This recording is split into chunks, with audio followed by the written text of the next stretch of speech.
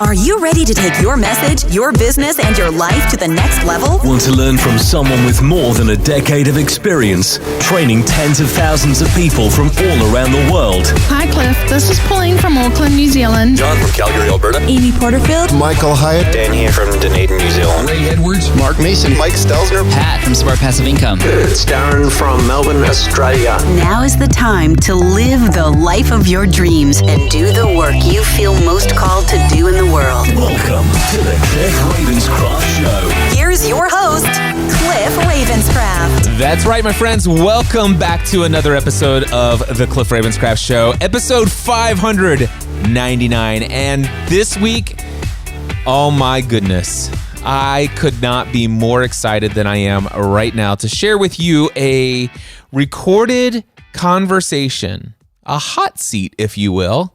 Yes, another hot seat. This one, however, is not from the Next Level Mastermind. This is from one of those Free the Dream family community calls.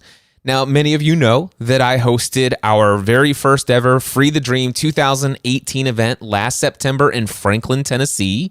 This is an event where you get away for 3 days and you break free from your normal, typical routine. And it's a way for you to get away and not just hear new insights, new information that is going to help you break through to new levels of success if you apply them, but you never really get around to applying them because as soon as you finish listening to it in a podcast episode, you still have your next scheduled thing in your day-to-day routine. Usually about 4 or 5 hours later, the thoughts that were introduced to you are the furthest thing from your mind because you had other commitments, other obligations, other things going on in your life. And so Free the Dream 2018 gave people an opportunity to break free from their day-to-day routine to where they could sit back and be fully immersed in the most amazing content, seriously, that will help you understand how you believe what you believe, how what you believe is directing every action you take in life. And therefore, what you believe is actually getting you the results that you have today, whether you're happy with those results or not. The results that you have today, you are the person you are today because of the actions you have taken to get you there. And the actions you have taken to get you there were decided by what you believe. And today, in episode 599, the emphasis here is that all beliefs have consequences. Now, you've heard me say this over and over again. All beliefs have consequences. There's an issue, though. The problem is that your life today is the result of the actions you've been taking over your entire lifetime.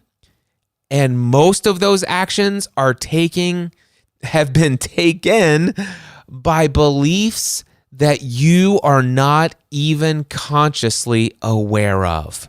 Today, I'm going to be sharing with you from the most recent Free the Dream family community call.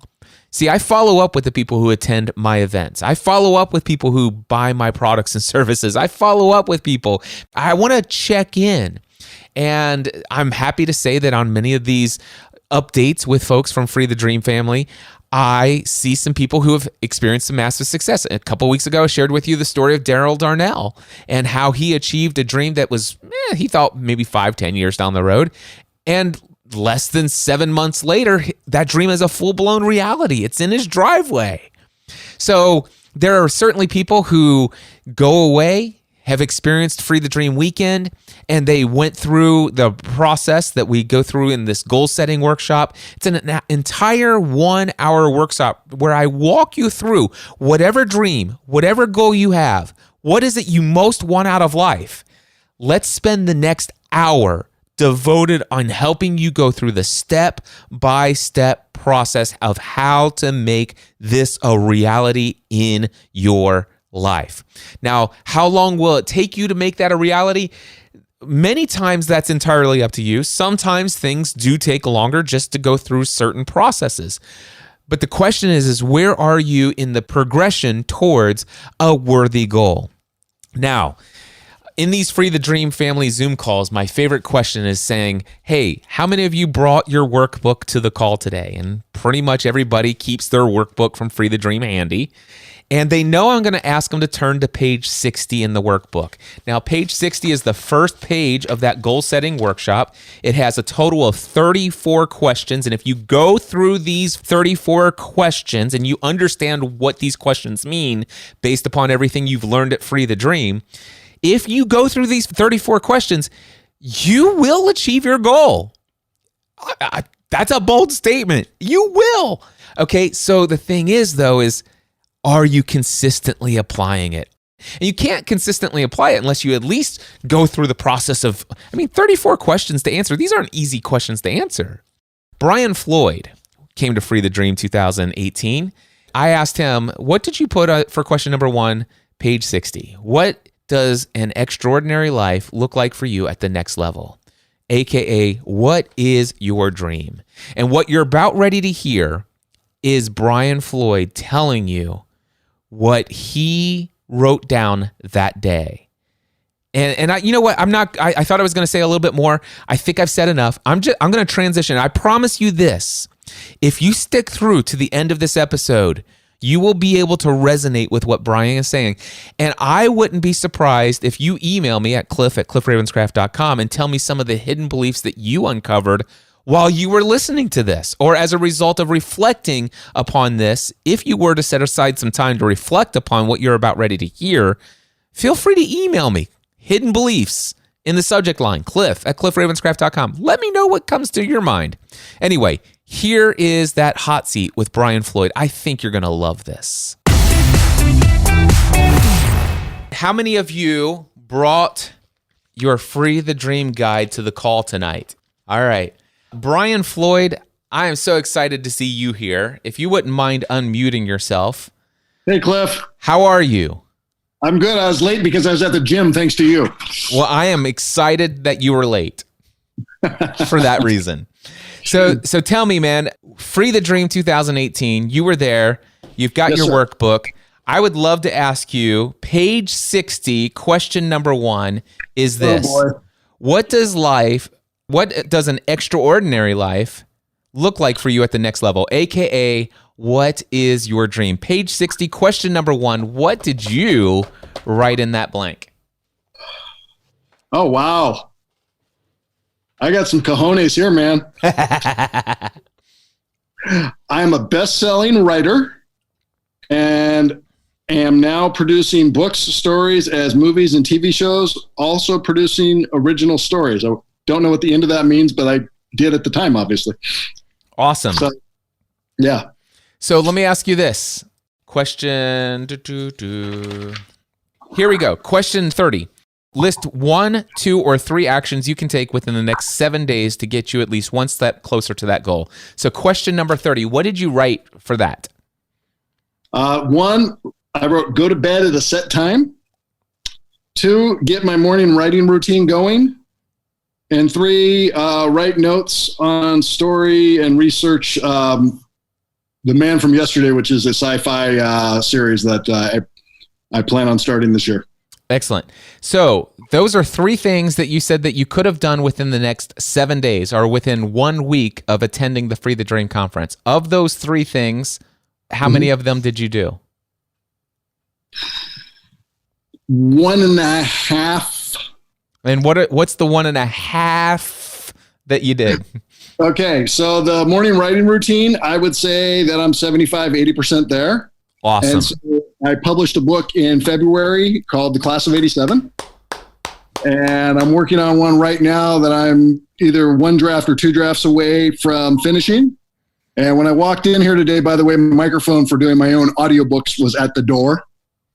I love that. And I've got to do more on The Man for Yesterday. I actually need to, every day I need to do a little something as far as researching because it's set in this future world that I've got in my head. And then the number 1, go to bed at a set time. I'm horrible. Okay. I'm horrible because about the time I want to go to bed is when my mind starts going. All right. So I got to ask you a question. when your mind starts going like that, do you go and write, or what do you do when your mind starts going? I pace a lot. I'll walk around at night. Okay. I'll sit. I'll watch TV. It's funny. My mind will get going while I'm watching TV. So I'll be like half watching. So when you say your mind gets going, is it getting going with all kinds of crazy new ideas and inspirations about what you can write about in these stories? No, not necessarily. Sometimes it's the work. What's going on with my clients? What's going on with the girl that I'm crazy about? Is it worry or productive inspiration? It can be a little bit of both. Sometimes it's when, with some of the relational challenges I've had in the last few months, it can be, damn, what's going on here? Right. And then other times it could be like, oh, wow. Oh, I got this. And then so part of it, which, as you know, being in the creative process, you're having a really good flow on this one thing, and 17 other things are like, oh, but don't you want to work on me?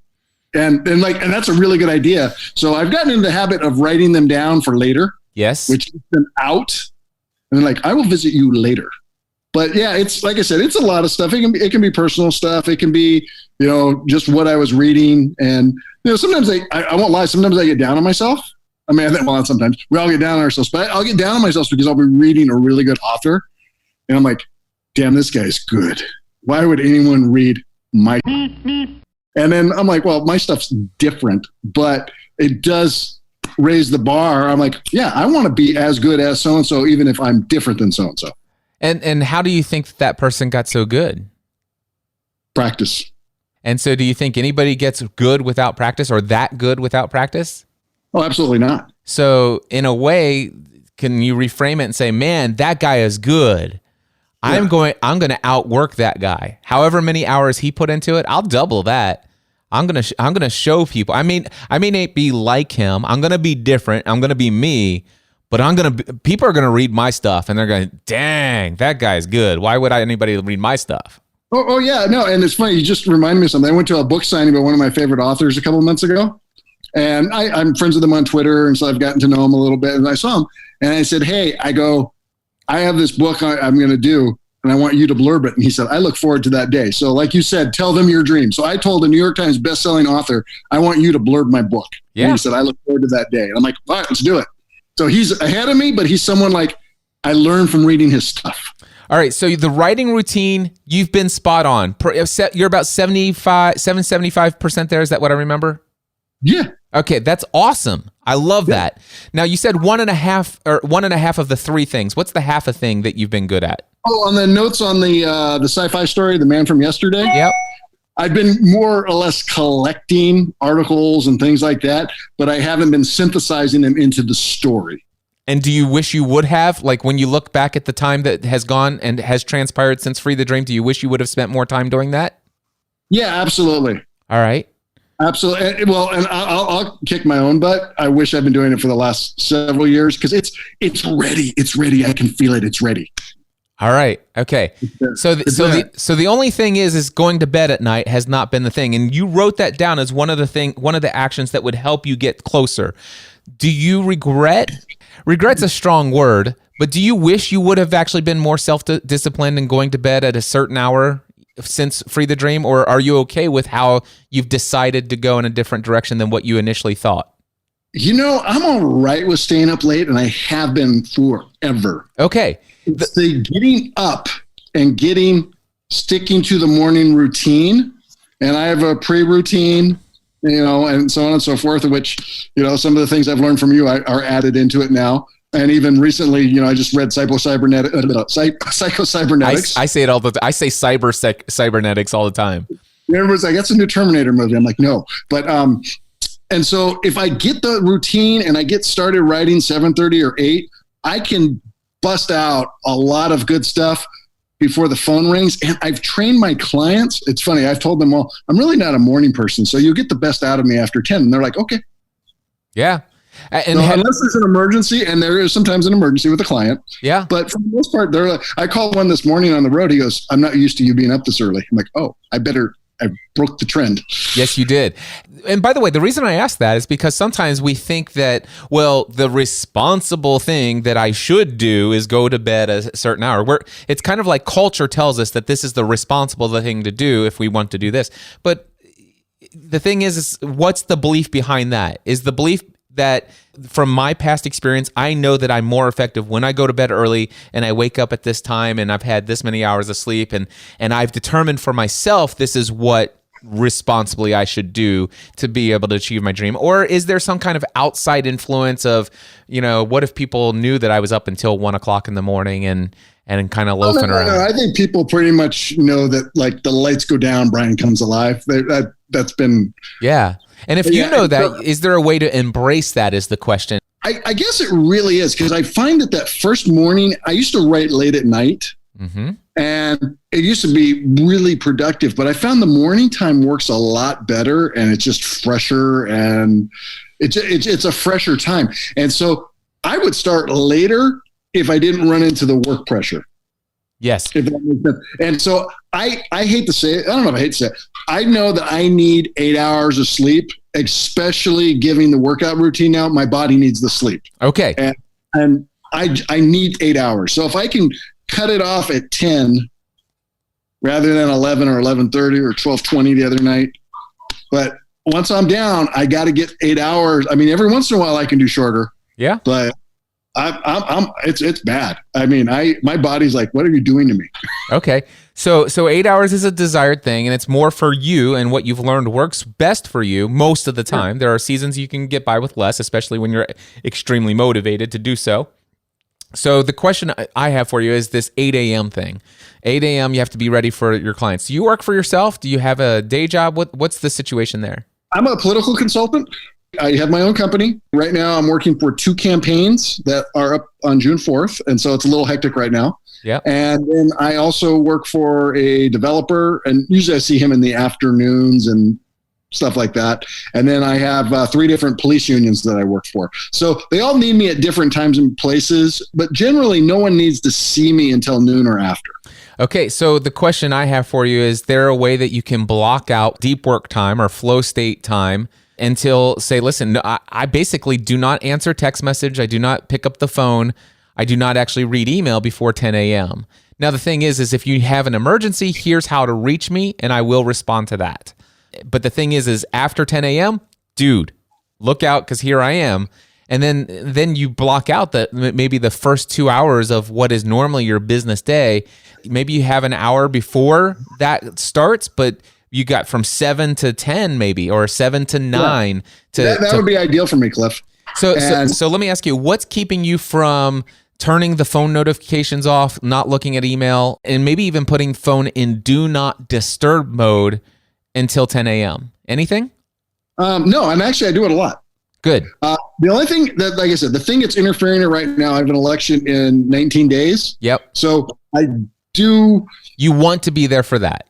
Yeah. What came out in the paper this morning? So for instance, I got up and I try not to check the phone in the morning, but like I'm in that time period right now. And so I will put aside the writing to take care of somebody who is either going to win or lose on June 4th. And I don't want to give them half an effort. And they don't know I'm writing and doing this stuff. But as I've said, I've trained them very well. I've had people apologize for calling me too early who are paying me. I'm like, all right, this is working. Yeah. So, but as long as the boundaries are set, I feel good. But I guess I really want, what you're saying is exactly what I put down on paper that I want to do. So why I don't do it consistently is the main question I guess I have for myself. Okay. And so if you have that question for yourself, I'd like you to answer your own question. Why don't you do it consistently? Because I let certain things go undone the day before that should be done, even if, it runs my workday a little longer. Okay. And I play catch up the next day. Okay. That's what's happening. Is it not possible to start catch up the next day at 10 a.m.? It is, but my mind makes me feel like you're doing the thing you enjoy, even though it is part of your business model, but you're not doing the thing that you're supposed to be doing over here. And who's telling you that? some outside source, or are you telling your? See, I think I'm telling myself, and I'm telling myself for one reason. Okay. The writing is an investment on future income. These folks are paying me a retainer. Are they paying you on a retainer? Inside of that retainer is the expectation that you're available to work on that between the hours of 7 a.m. and 10 a.m.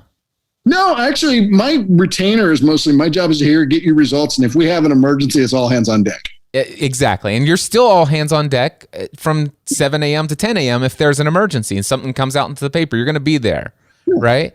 And maybe on the last 19 days of the election, you're a little bit more on call than normal. Yeah, I would say the last month is hectic. Okay. But the thing is we're talking, you asked yourself the question of why do I not do this consistently? And you've told me that, well, one of the reasons is because you put some things off that should have get done yesterday. You put them off till today. And now today you're playing catch up. My question to you is, why are you telling yourself the story? And by the way, you're believing the story. And I'm using specifically the word story because I believe it is a fiction story that you're telling yourself that catch up has to start before 10 a.m. I think you're 100% accurate. And by the way, you already told us the reason why. You've told us the reason why you believe that is because this writing stuff is kind of like, well, it's for you and stuff like that, and it's not paying the bills right now, and it's it might be something that's valuable for my future, but the thing is the paying clients are paying the bills now, and so therefore they are a priority over anything I'd want for the future. That's the story you've told me that you're telling yourself. Yeah, and at time, I mean, I won't lie, if this was the last time I had to just go do elections like this, I would. I mean, I have other ways that I would rather be involved in politics, and the pettiness of politics at every level right now, to quote you, is somewhat soul crushing to me because that's not who I am anymore. I used to play very petty, and I made a decision in 2012, like, we've become too petty, and I'm like, I'm part of the problem. And so I get tempted to do petty. I was very tempted to do some petty stuff yesterday because of the ways things were handling this campaign. I'm like, that's not who you are anymore. Don't do that. Yeah. Well, I don't want to go too much into the depths of your career pursuit, but even with what you have now, do you see the false story, the fiction in the story that you're telling stuff? Even with what you have put off yesterday, today. It's Thursday, May 16th at 6:43 p.m. Eastern time. I don't know what time it is there. But the thing is it's the end of the day. Chances are, I don't know, but Brian, you may have put off some things this afternoon that you've decided to put off till tomorrow. I put off a lot today. There you go. Now, the thing is anything that you could start catch up on at 8 a.m. tomorrow, you could easily start that catch up at 10 a.m. And you yourself may argue, it's like, well, I have a call at 10 a.m. All right. Well, okay. Yeah. So when does that call end? Catch up happens after that. Catch up happens. The thing is one thing I can tell you is work will always expand to fill the time that you allot for it. So one thing that I've learned, and this is a story that I tell myself because this story I know to be true. If I say that I have 8 hours tomorrow from the hours of 9 a.m. to 5 p.m. to accomplish these 5 tasks, I know for a fact I will use up all 8 of those hours. If I decide, wow, Stephanie says, Cliff, can we go away on a trip to New York City and book a flight that leaves at 1 p.m. tomorrow? Well, now all of a sudden I don't have from 9 to 5. I have until 9 to 1. You know what I know? Is everything that I needed to accomplish from 9 to 5 tomorrow, I know for a fact can be accomplished just as effectively between 9 and 1, or 9 and 12, or 9 and 11. Work always expands the field of time that you allot for it. So the story that you're telling yourself that you have to start your catch up from tomorrow at 7 or 8 a.m., dude, you can easily go in tomorrow and work on future projects. Which, by the way, let me give you a different way to think about this potentially. So you think about these clients that are paying you now, all right? Do you think that you're more effective and more creative on their behalf when you are happy, fulfilled, and enjoying life?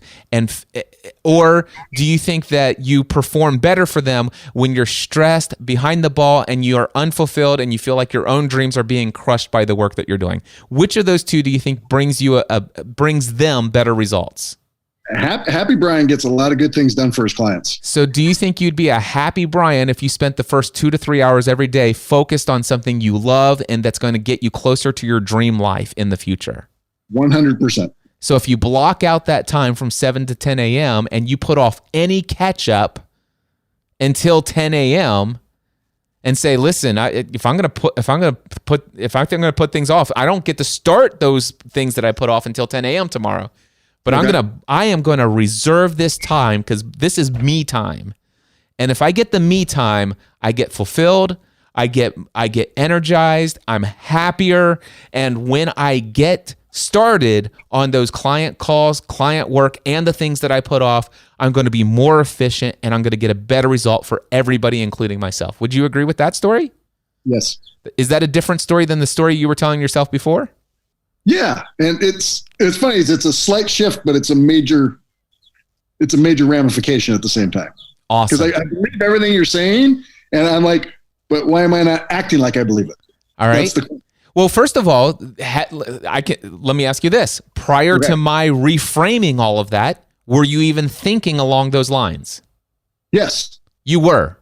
Yeah, I actually Michael Hyatt's most recent book, Free to Focus. And so I was going through that. And so I started putting together the ideal day. And so I guess I'm really in the throes of sticking to those commitments on the time. Okay. So the question is, if I know this and I agree with this, why am I not doing it? So Brian, why are you not doing it? The easy answer is I don't know. If you did know, what would the answer be? Oh, that's a good question. I'm going to use that in the future on somebody. I'm really struggling with an answer here.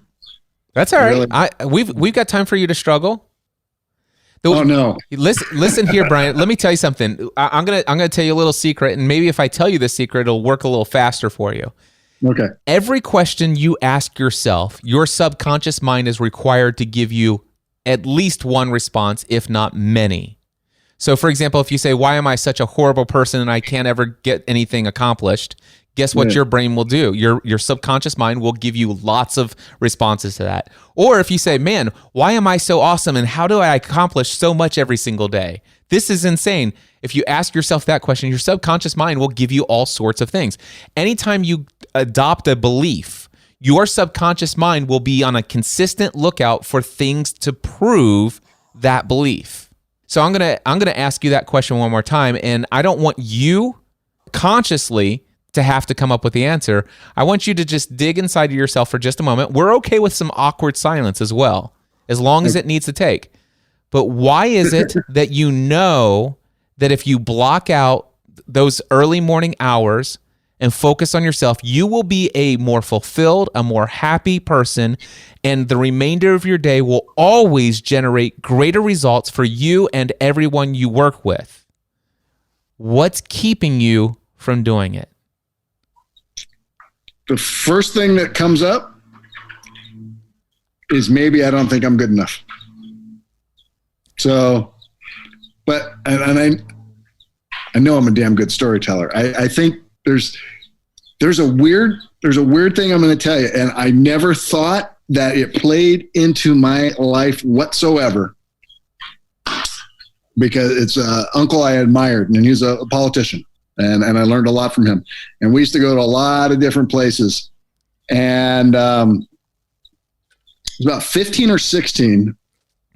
I remember telling him I wanted to go to film school, and his remark was basically, one, I'm not Jewish, and two, that the people who make it in the industry already have family in the industry. He said, so you're already out.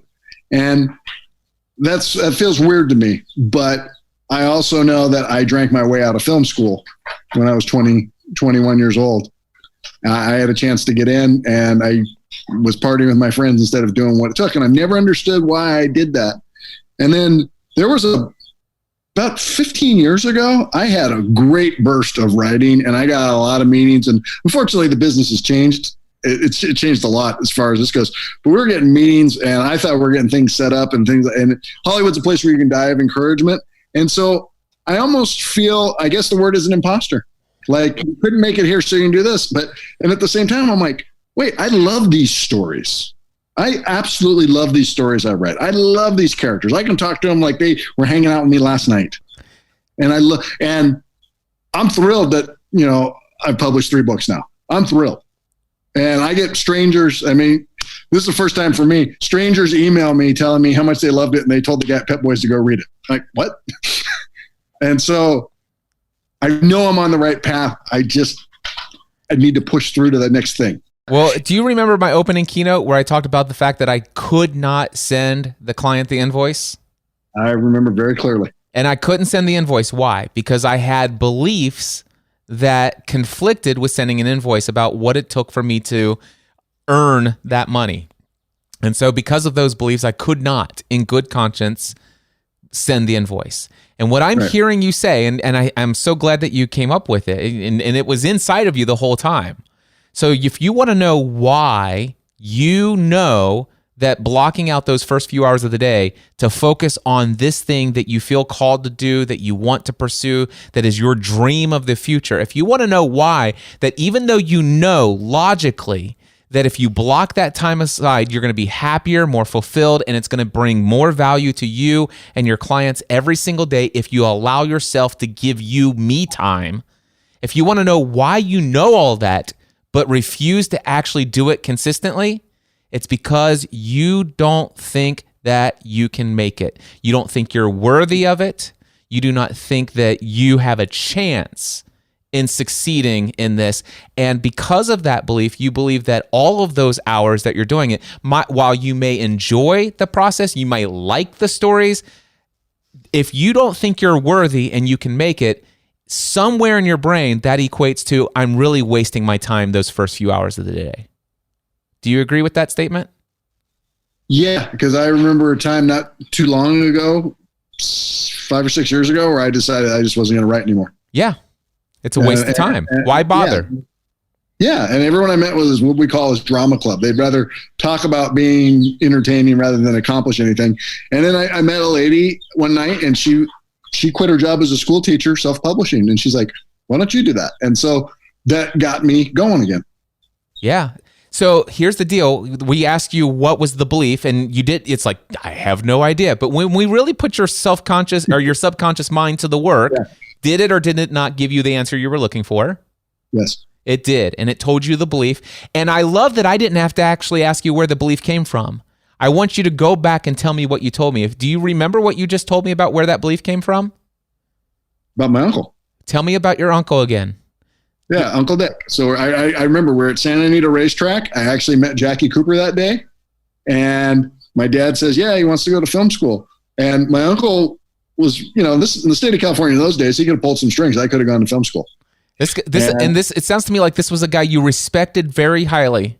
I love him deeply to this day. He's not even with us, and he's had a huge impact in my life. And how much did you trust him and the things that he said to be true? 100%. So, and because of that, you heard him say, you don't have a chance. And you adopted that belief. Is that correct? I never thought I did, but it seems to be that I did. And because I remember thinking, like, screw you. I mean, that was my attitude. Like, I can't believe he said that.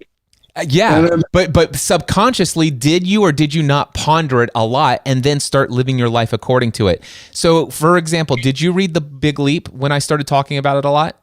Yeah. Okay, do you remember the upper limit challenge? Refresh me. Okay, so Gay Hendrick talks about the fact that we have this thermostat of how much success, abundance, and love that we feel worthy of achieving. And if we ever go above that, we begin to self-sabotage, or we even sometimes our subconscious mind will say, whoa, that's going against something you believe. And so therefore I'm going to make you sick so that you can't pursue that. So I can tell you right now, based upon what you just told me, just a little hint, you said you were in film school and you drank yourself out of it. You had the greatest opportunity, but you're just like, I don't know why I did that, but man, I just went crazy and I started partying, and that's what I heard you say. Is that what I heard you say? I didn't make it in. I was going through the application process. I made the first cut. Yep. There's 17,000 applications, and it narrowed down. And when I should have been working on my project to turn it in, I was getting hammered. You were getting hammered. And why did you do that? Because of the Upper Limits Challenge. I'm going to tell you something else I just remembered. Please do. I love this. So, all right. So I was doing 2 years of community college, then wanted to go to UCLA because they don't take you until you're a junior for a film school there, right? And I remember as I was doing the application, because in the UC system, you pick all the campuses you want to go to. And I remember intentionally writing down UC Riverside, where I did graduate from, in case this didn't work out. Mm-hmm. I didn't pick it because I wanted to go there.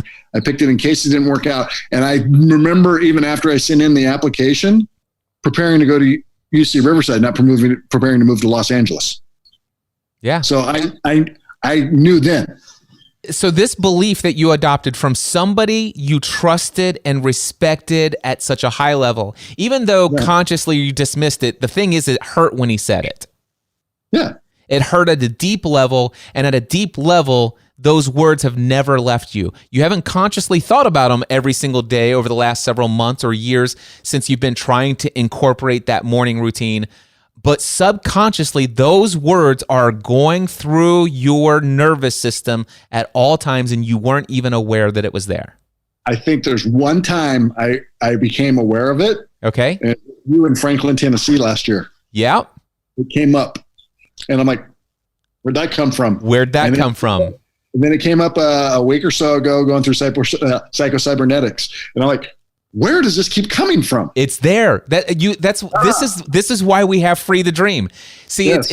You have to get at the root belief. So everything is the foundation is all beliefs have consequences. Yes. And the consequence of your belief that you adopted from your uncle is that you're not taking the action of blocking out that time, because with that belief, you believe that you're wasting that time. You're not worthy of this. You're just spinning your wheels. This is never going to happen. You're not Jewish. You don't have people in the industry that's going to get you in. Sure, you like the stories that you're doing and it's fun, but you just know you're not good enough. In fact, I think I heard you say you're reading other authors. And it's like, wow, who's going to ever listen to me?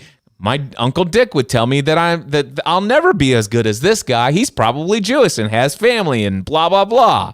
Am I right? So I don't know if that fits. I mean, literally, I read some good authors. I'm like, damn, this guy's good. So sometimes rather than like envy, and I don't know if envy is the right word, at times I'm like, oh, how they do it. But that is the question I ask, how they do it. So I don't watch like Donald Miller. He says he can't watch movies anymore because he's looking at all these things. I watch a movie. If I get lost in a movie, that's a damn good movie. Yeah. But if I watch a movie, there's one level that's entertainment, and there's the other level like, ooh, how'd they do that? And I love doing that, by the way. I love digging into how they did it. I saw something the other day, and I was like, oh, I filed that away. That's good.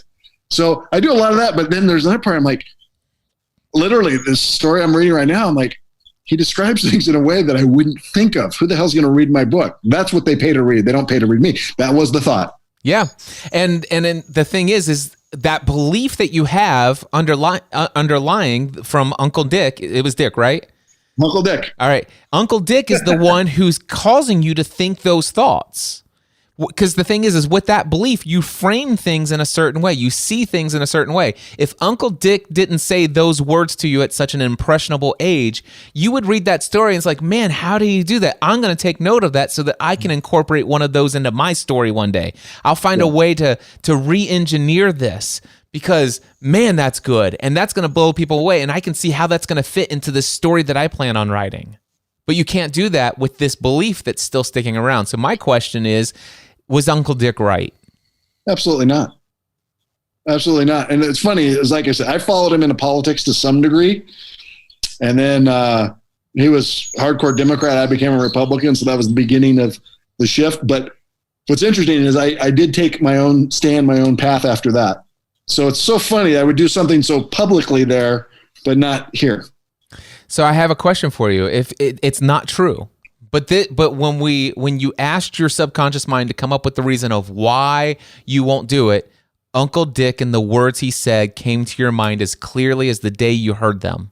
I can see where we were at Santa Anita Racetrack in my head. All right. So what I want you to do is I want you to tell me that story, and I want you to tell me it as though you know this guy hasn't got a clue about what it really takes and how awesome you are and the gifts and talents that you have to pull this off.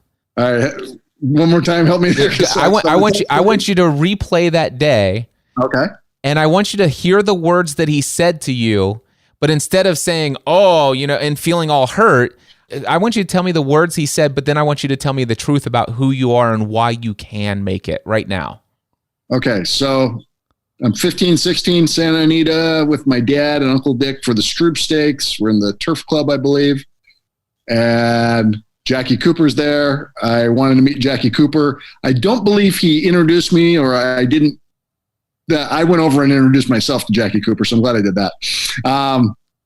And my dad, I remember my dad said, oh, he should have introduced you. And he says, yeah, Brian wants to go to USC or UCLA for film school. And he says, hey, kid, don't waste your time. Don't waste your time.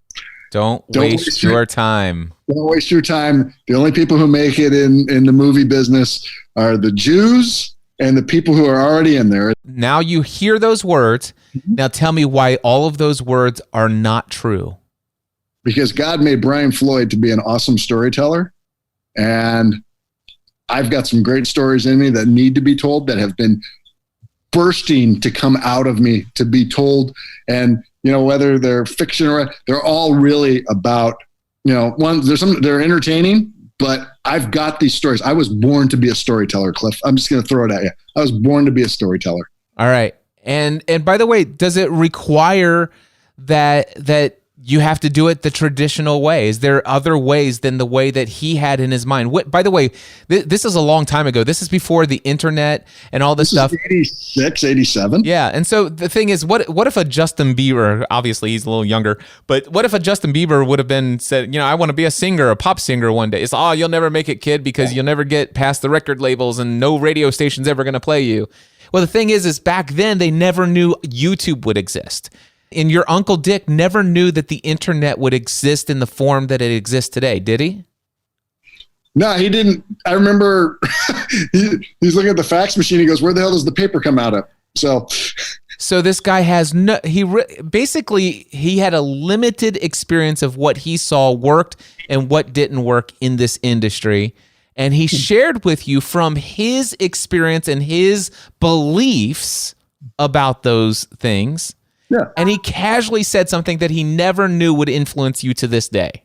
Yeah. And the funny thing is, he was a guy who had lots of opinions, and they weren't always backed up by facts. There you go. But because you're a young kid and impressionable and you had such respect. Well, he was my hero. It's like, he'd never lie to me. So of course it was true. So now what I want you to do is I want you to, every time you think about Uncle Dick and those words that he spoke to you, you have to say, there's no truth to back up what he said. Now, the thing is if you adopt the belief that only Jews do it, guess what you'll see? Anything you believe, you will actually find things, detail points to support your beliefs, because that's who we are. When we believe something, we're looking for things to back up what we believe.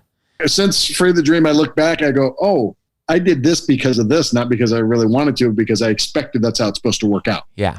So now that we've dug out some of the root cause, at least a significant belief of quote unquote wasting your time, you're not worthy, you can't do this. Why would you block out 3?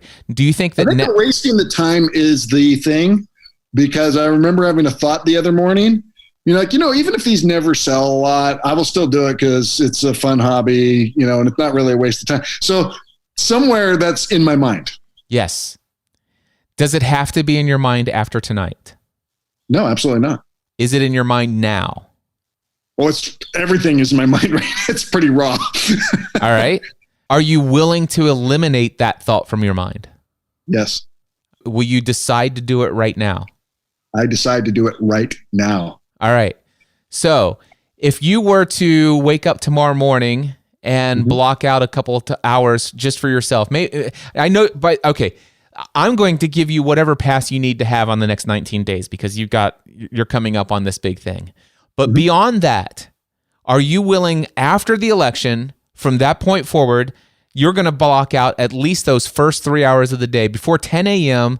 There's no calls, no notifications. I mean, yes, here's the way somebody can reach me in an emergency, but I'm not checking email. I'm not doing this. I am going to commit this, and it's not wasting time.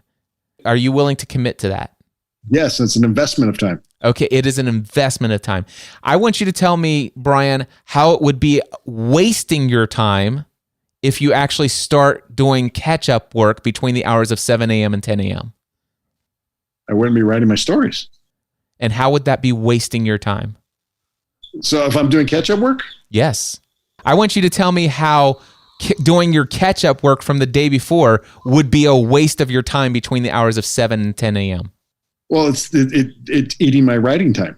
And why is that wasting time? Because that's valuable to me and it makes me better all around, even to my clients. But honestly, just makes me happier, more fulfilled. Makes you happier and more fulfilled. If I protect that time and produce, because I'm not one of these, I need inspiration hit. I'm like, no, seat the pants, right. Got it. And some of my best stuff has come from them. Even when I don't want to write today, half hour later, I'm like, oh God, this is great. That is awesome. Well, Brian, will you commit to doing that and actually rewiring your beliefs about what is a waste of time and what's not a waste of time and report back the next time we get together and see how this is coming along? I absolutely will, Cliff. Awesome. Thank you for pulling that out. I didn't expect this, but thank you. Well, hey, can I just give you a hint? Anytime you actually have your question, man, there always seems to be a gap between what I say I'm going to do and what I do, or what I know I want to do and what I do, or the things that I know I should be doing, but what I actually do. Why is that? Don't be afraid to ask yourself that question. And now that you know that your subconscious mind is required to give you the answer, you'll be able to find the beliefs that are there. Is that cool? 100%. Thank you, Cliff. Well, there you go, my friends. Oh, man, I love doing these Free the Dream family community calls. We've already done several of these, and there are going to be an increasing number of these calls as we lead up to and even go beyond Free the Dream 2019. If you can't tell, this is what I was put on this earth to do, to help people break free from whatever it is that's holding them back from taking the actions necessary to literally live the lives for which they were created to live. If you haven't yet signed up for your ticket to Free the Dream 2019, don't delay. I mean, the longer you delay, the more the price goes up. That's how things work. You know this. So go to freethedreamconference.com. Reserve a ticket for yourself today. And if you're married, bring your wife. If you have kids that are, let's just say 13 or older, bring them as well. And by the way, this is not just for entrepreneurs. This is not just for people who have dreams or goals associated to business efforts and stuff like that. This is for anyone who has experienced a gap between a life from which they feel called to live and the life for which they are living today. If you have something in your heart that says, man, I really wish I could achieve this. For years, I've been attempting to get to where this is a reality in my life. Maybe that's dropping 80 pounds and keeping it off for the rest of your life. Maybe for you, that is trying to figure out, how do I reinvent myself? How do I go after something that, quite frankly, I don't know that I'm capable of doing? I'm not quite sure that I'm worthy of this. I'm not quite sure that I'm qualified. Why would anybody pay attention to me? I don't know if I could create that podcast, that blog, that email newsletter, that live stream TV show, whatever the case may be. And here's what I can tell you, talking with people all through leading up to Free the Dream 2018, a number of people came to me and says, Cliff, quite frankly, the reason why I haven't purchased a ticket to Free the Dream is because it doesn't make sense for me to come because I don't even have a dream. I don't even know what I want. And I said, you have to come to Free the Dream. Seriously, you're going to learn why it is that you have had a problem deciding what you want, why you have a lack of clarity about what goals you should be going after, why you struggle between 10, 15 different ideas and none of them actually get you all that excited. If you have a dream and you have been attempting to go after it for years, but you consistently fight an uphill battle to try to get different results in the realization of that dream/goal, you come to Free the Dream, you'll break through to new levels of success. If you don't even have a clue, you have zero clarity about which direction to go in your life, whether it be physically, spiritually, emotionally, whatever the case may be, come to Free the Dream. Rediscover your ability to dream big dreams. If you have not been dreaming of what you wish your life could look like and what you want your life to be intentionally, designing the life of your dreams, if that's just not a regular part of your life, come to Free the Dream, and I promise you'll come away from this weekend with new dreams and an excitement and zeal that'll get you excited about getting out of bed every morning. That's one thing you will get. And for those of you who are already excited to get out of bed, but it just seems like I just keep self-sabotaging myself. I keep doing things that I don't want to do. I'm struggling to take the actions that I know I need to do, that I said that I was going to do, but come to Free the Dream. There's a reason why I am so heavily invested in making this conference available. This September 13th through the 15th, Franklin, Tennessee. Go to freethedreamconference.com. I promise you, you will not be disappointed. And by the way, if you sign up for Free the Dream 2019, you'll immediately be invited to the Free the Dream family community. You can participate in these calls that I do on a regular basis. I'll also give you free instant access to Free the Dream 2018, the online course version, so you can go through and be studying up even before the event coming up this September. Go to freethedreamconference.com, reserve a ticket for yourself today and anyone that you love greatly. Come and experience a shared language, a shared experience with your spouse if you're married. It will change your marriage. And I've got testimonials to back that one up as well. Friends, I look forward to seeing you this September. I look forward to seeing you break through to new levels of success. I look forward to following up with you 3, 6, 8 months after this coming Free the Dream conference so that I can hear the successes that you have achieved as a result of coming that weekend. And some of you, I'll follow up with you 7, 8 months later, just like Brian Floyd, and you may tell me where you've been tripping up along the way. And I want to come alongside and encourage you and help you break through, just like you heard Brian break through. I would love to invest in your success, helping you rediscover your ability to dream big dreams. And for those of you who have no problem dreaming, you just have problems achieving, well, guess what? We'll help you achieve new levels of success and figure out and finally get beyond what's been holding you back. I'll see you this September 13th through the 15th, Franklin, Tennessee. Go get your tickets today, freethedreamconference.com. Until next time, my friends, I encourage you to take every area of your life to the next level. Mindset Answer Man.